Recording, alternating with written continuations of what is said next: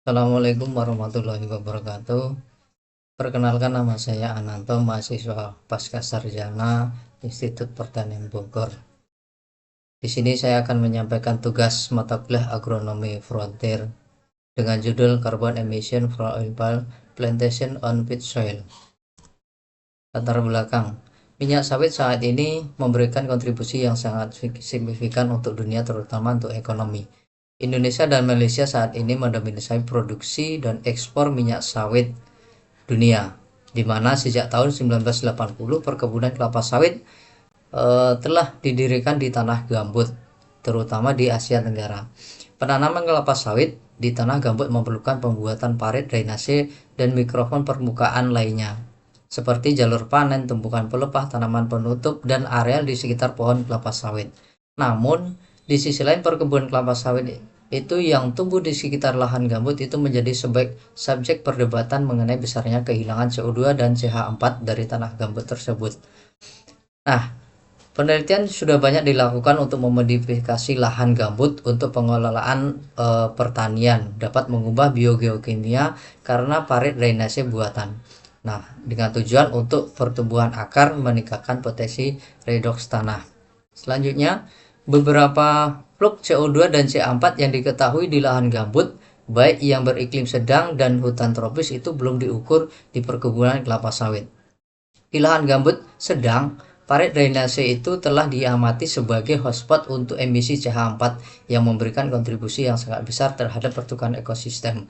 Nah, menurut Palala et al. 2013 dan 2017, batang tanaman berkontribusi fluk CH4 itu sekitar 62 sampai 80% dan 42 sampai 53% di Amazon. Nah, ini kita bisa lihat grafik setiap tahun emisi karbon itu selalu meningkat. Nah, metode penelitian ini dilakukan di dua perkebunan kelapa sawit di Sarawak, Malaysia, yaitu Sebaju dan Sebungan. Kedua perkebunan ini berada di tanah gambut di kedalaman gambut masing-masing 3 meter dan 4 meter. Nah, desain eksperimental yang dilakukan itu adalah plot eksperimen, di mana dalam 1 hektar ada 6 plot, 3 plot di Sebaju dan 3 plotnya itu di Sembungan.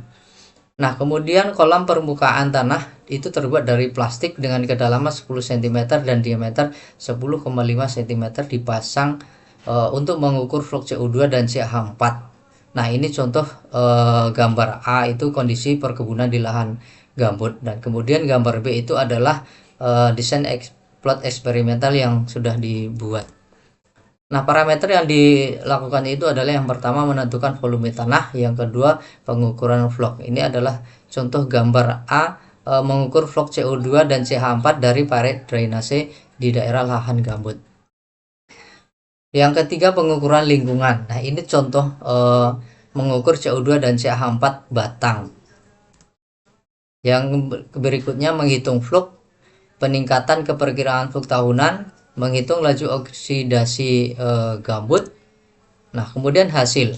Kita bisa melihat hasil dari variabel lingkungan, di mana pengukuran variabel lingkungan itu bersamaan dengan fluk, seluruh fluk, di mana kelembaban relatif di semua tempat yang setelah dilakukan itu rata-rata dari tahun 2015 sampai 2017 itu ada yang 88 dan ada yang 87,2.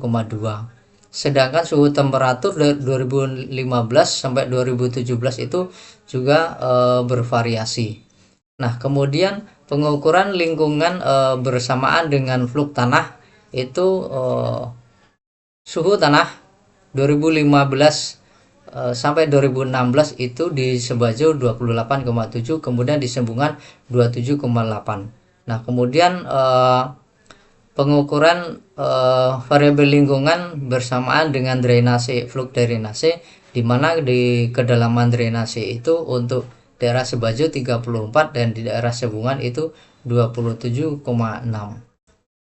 Nah, kemudian tabel 2 hasil variabilitas spasial dalam fluk CO2 dan CH4, di mana kita bisa melihat bahwa kombinasi dari CO2, fluk CO2 rata-rata dari tanah itu 0,8 gram CO2 per jam.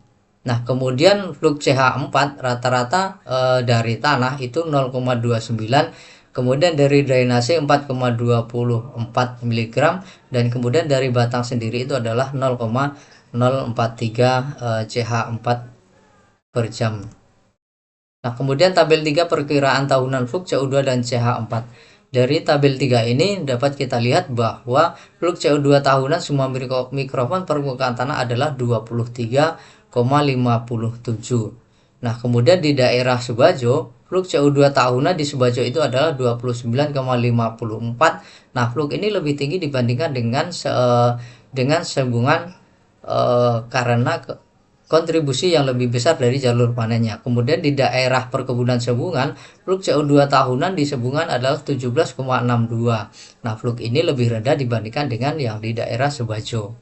Nah, tabel 4 perkiraan tahunan fluk CH4. Nah, kita bisa melihat dari tabel ini gabungan fluk CH4 tahunan dari semua mikrofon permukaan tanah itu adalah 61,02 kg per hektar per tahunnya. Nah, ini mencakup dari fluk tanah, drainase, dan dari batangnya tersebut.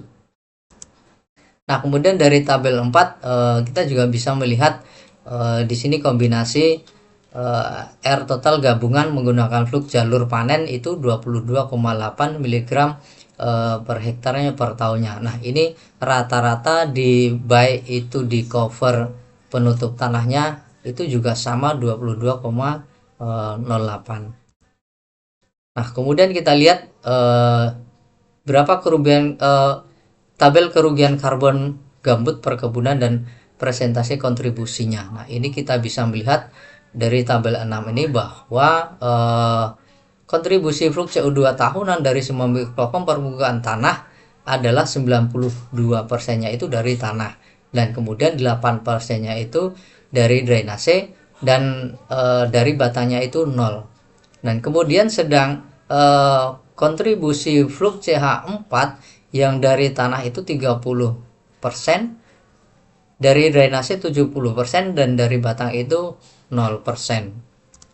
Nah, kemudian kita bisa melihat kesimpulan dari penelitian ini ada yang pertama, perkebunan kelapa sawit di tanah gambut di Asia Tenggara itu menghasilkan emisi karbon yang signifikan. Yang kedua, fluk karbon bervariasi secara signifikan antara berbagai mikrofon permukaan tanah dengan fluk CO2 terbesar diukur sekitar pohon kelapa sawit, dan fluk CH4 terbesar diukur dari parit drainase. Yang ketiga, respirasi heterotrofik mendominasi kehilangan karbon dari gambut, dengan RH di Sebajo mencapai 24 dan di daerah Sembungan mencapai 11,43 mg CO2-nya per tahun per hektarnya. Yang keempat, fluk CH4 tahunan ini dari perkebunan kelapa sawit termasuk fluk dari tanah, drainase, dan dari batang adalah 61,02 kg CH4 per hektar per tahunnya, yang serupa dengan hutan rawa yang tidak dikelola. Sekian, terima kasih tugas dari saya. Assalamualaikum warahmatullahi wabarakatuh.